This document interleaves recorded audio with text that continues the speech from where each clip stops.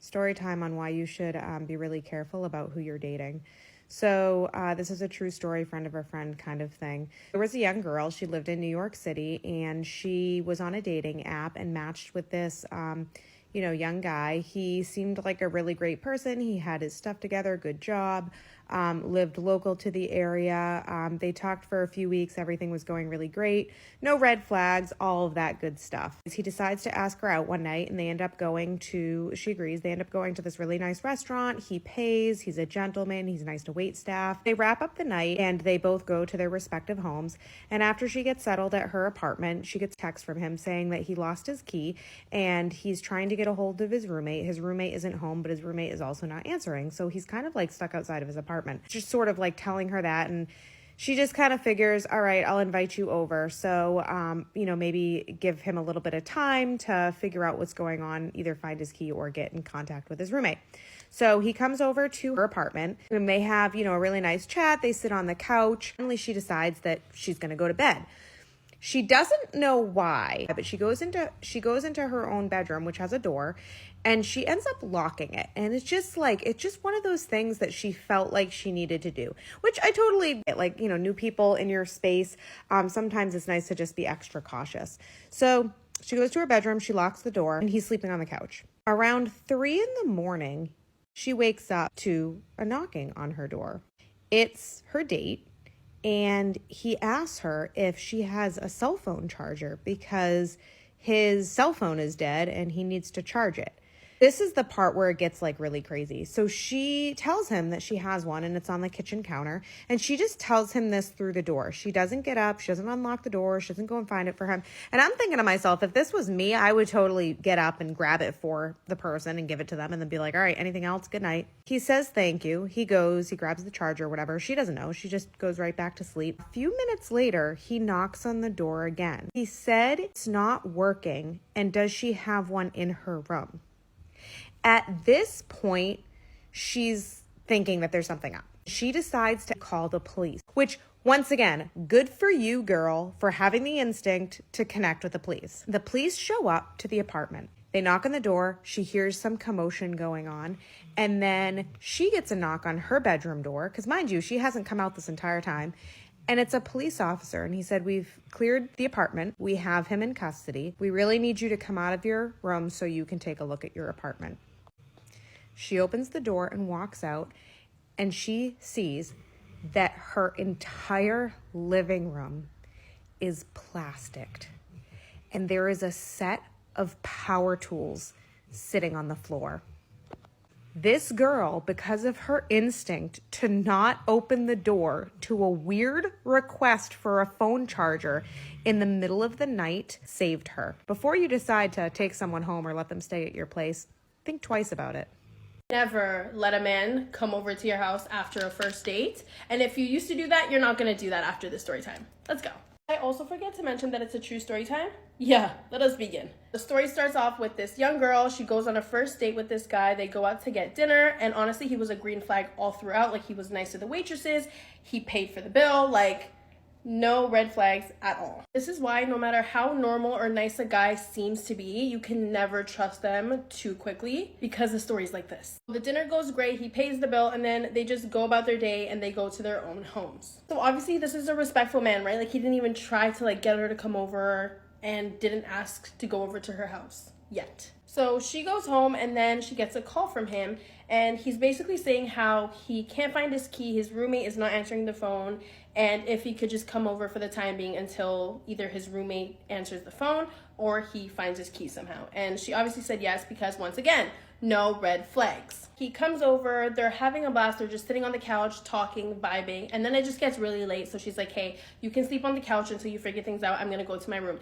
And something told her to lock the door. Obviously, she lives alone, she doesn't normally lock the door, but something, an instinct. A woman's instinct is always right. So she ends up locking the door and then just going to sleep. A couple hours pass, and then she gets a knock on her bedroom door, and it's him asking for a phone charger because his died. Something told her, once again, don't open the door, just tell him where it is. So she does not move, and she says, it's on the kitchen counter, help yourself. And he says thank you, and then he goes about his business, and then she just goes back to bed. Okay, this is where it gets a little for me. A couple minutes go by, and then he comes back and knocks on the door and says, hey, like, this charger's not working. Like, do you have a charger in your room that I can borrow? Something just like raises a flag in her head, like, hey, something's wrong. Why does he want to get into my room so bad? So she calls the police. After she calls the police, she hears like the door kind of opening. She hears like a bunch of commotion outside. And then a couple minutes later, the police knock on her bedroom door and say, hey, like, you're safe. He's in custody. Come outside and look at your living room. Guess what she saw? Please, just pause the video. I want you guys to guess first before you actually hear what it is. So she walks out from her bedroom to her living room with the police, and she sees her whole living room fully plastered, and she just sees a box of power tools. So drills, axes, you name it, it was in that power tool box. If she left her room and she didn't use her womanly instincts, you guys, women, we're never wrong. I said what I said and I meant it. If she did not just listen to her instincts, she would have been gone. I'm so scared for women. Like, we're not safe ever, and it's really sad. I really want to know how she felt in that moment.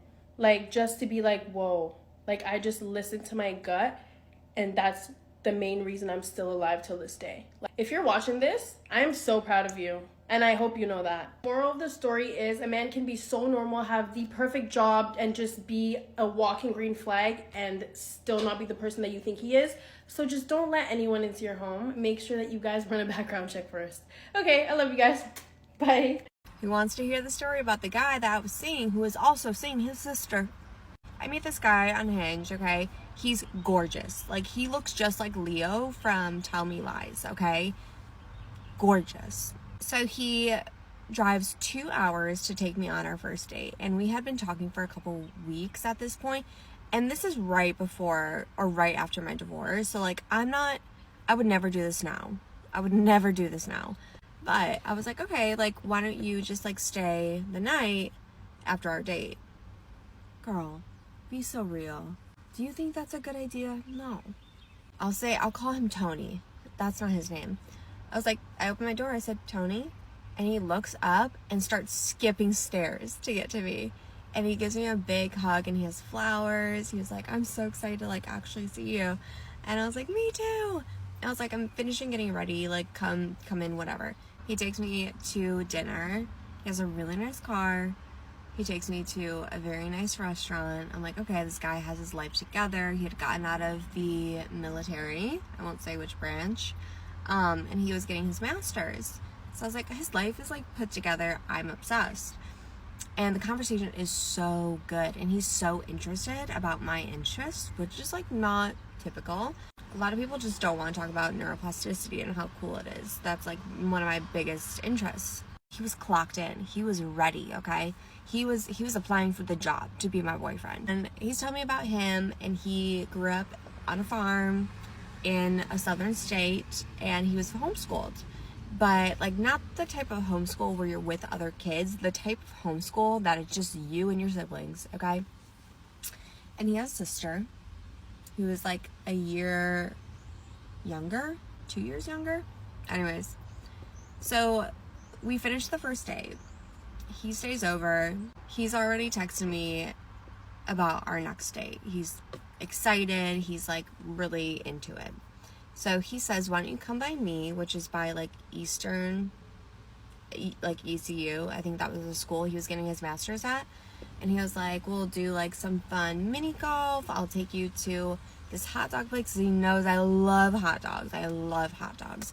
Leading up to the date, I was feeling like sketched out for whatever reason. For really no reason. He was great. But my like intuition was like, ooh, this is not good. But my heart was like, what are you talking about? Like, shut up. Ugh. Having fun, living life, he's hot. At the same time, there was that documentary about that guy. I can't think of his name right now, but he was in Call Me By Your Name. And there was a documentary about like all the girls that he had like essayed.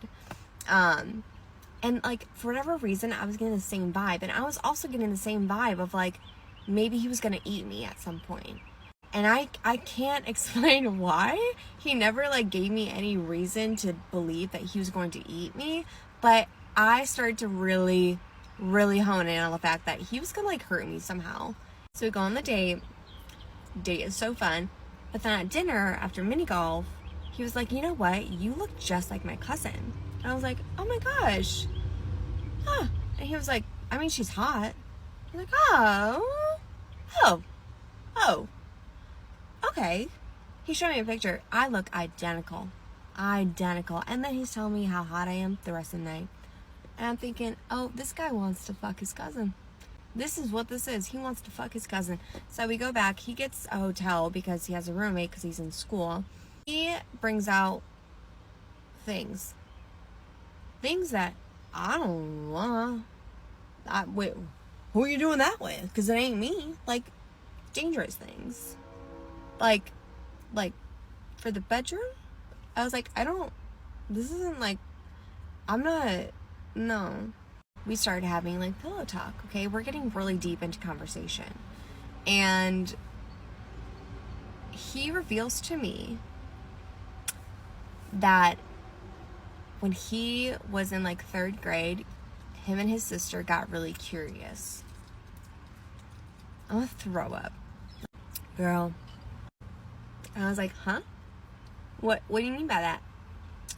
What do you mean by that? What do you mean by that?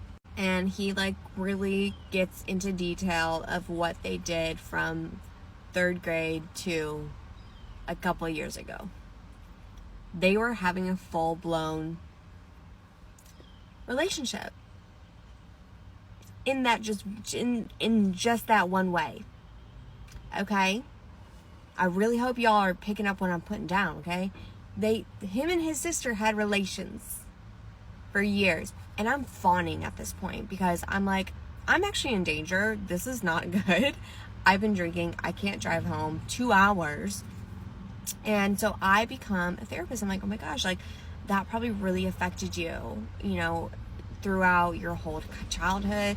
And, like, do you think that's like brought into your adult like your life? Like, I'm trying to be a therapist, you know, and try to make him feel comfortable to just like keep talking. But I'm like, I really don't want to hear it, but what am I going to do? I got nowhere to go. So he tells me everything until we fall asleep.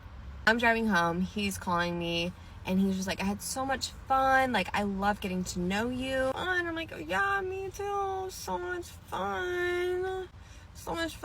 But I was like, you know what? It feels like you don't really have a relationship with God. So like, I need that. And he was like, well, I also need someone that I can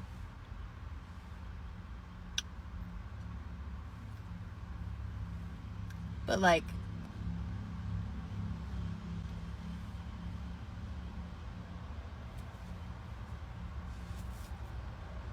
I said, yeah, and he's like, yeah, you just didn't seem into like all the things that I was into. Yeah, because I'm not. Because most people aren't. I'm not gonna yuck anyone's yum, but like yuck. Yucky. Yeah. No. Just because they look like Leo does not mean you should date them. No. Ugh. I'm so, like, honestly, this is embarrassing for me to tell. I've waited 2 years to tell this story because every time I try to, I'm like, oh, this looks bad for me. Like, ugh. Well, let me know if you have any questions. I recorded this in 3 minutes last time, but we're going to do 60 seconds because I don't think anyone watched it all the way through, and every woman who dates men needs to hear this fucking story, okay? So a friend of a friend was going on Hinge dates, meets this guy, great rapport, great back and forth, great first date. He knocks it out of the park. He's like, second date, I'm going to cook dinner for you. She's like, don't gotta ask me twice. She goes over there, he cooks her dinner. He's like, I'm vegan also, so it might taste a little different than what you're used to, but I hope you like it. And she does. She likes it. It's good. He doesn't try to hook up with her, all green flags. The next day, she wakes up violently ill, projectile vomiting all day. Goes to the ER, they run a bunch of tests, and the doctor comes in the room and he looks at her really weird, and he's like, ma'am, have you consumed human meat in the last 24 hours? She realizes what has happened, calls the cops. The cops show up to his apartment. Turns out it's an Airbnb that he rented out under a fake name. It's cleared out. All of his social media profiles are cleaned. Ladies, don't let him cook for you. I'm currently on my way home from a date. First date of 2026. And I have no problems posting this because he told me he doesn't have TikTok. And honestly, even if he did, I wouldn't give a fuck if he saw this. Because this man decided to psychoanalyze everything about me. everything. He and I met in the wild. We met playing kickball, and we had a really great time, and I was like, oh my god, he's like kind of cute, and like we were having fun. So we decided to go on a date. So we did. And as the date's going on, we're having a lovely time. I'm having a great time. But then he starts getting a little drunker. And that's when the truth starts to really come out. And he was like, psychoanalyzing me. And literally was like, I bet you're on anxiety meds. And I was like, yeah, I am. Like, how'd you come to that conclusion? He's like, you just give those vibes. He was like, you're clearly a very sheltered person. You're clearly somebody who thinks you know everything and like has seen the world, but you don't know anything. And then he just starts going on and on and on about all the things that he's decided about me. In 2 hours, he's decided all of this about me to make me feel bad about myself. I have no idea. And he was like, then trying to question me, oh, how many relationships have you been in? I'm like, that's none of your business. He's like, I bet you've been in a lot of situationships, but don't ever have a boyfriend. And I was like, wow, you really just have me all figured out. So we're starting the year off really strong, and I wish I could like make this funny, but at this point, like it's not funny. It's just mean. It's just mean. Story time of the time I found out that the guy I was seeing was actually a wanted felon. In my defense, this happened when I was in high school. Had this happened nowadays, I would have very easily been able to look him up on Spyfly, where you can run background reports, reverse phone lookups, you name it, they have it on there. If you want to know more, just check out their TikTok page. But back to the story. We had just recently started like in the getting to know stage. Everything was great. He would walk me to and from my classes. He would carry my books. He would open my locker, all that good stuff. Until one day I don't hear from him. The next day I go to school and there's literally FBI all over the school. As it turns out, he had been involved in a robbery that went wrong. And I'll spare you guys the details. Till this day, mind you, I graduated over 20 years ago from high school, exposing myself a little bit. He's still in jail. It's still an ongoing thing. But please be safe out there, especially nowadays when you're going out into the world and you're starting to date and all that good stuff. Always make sure you look them up on Spyfly. You won't regret it.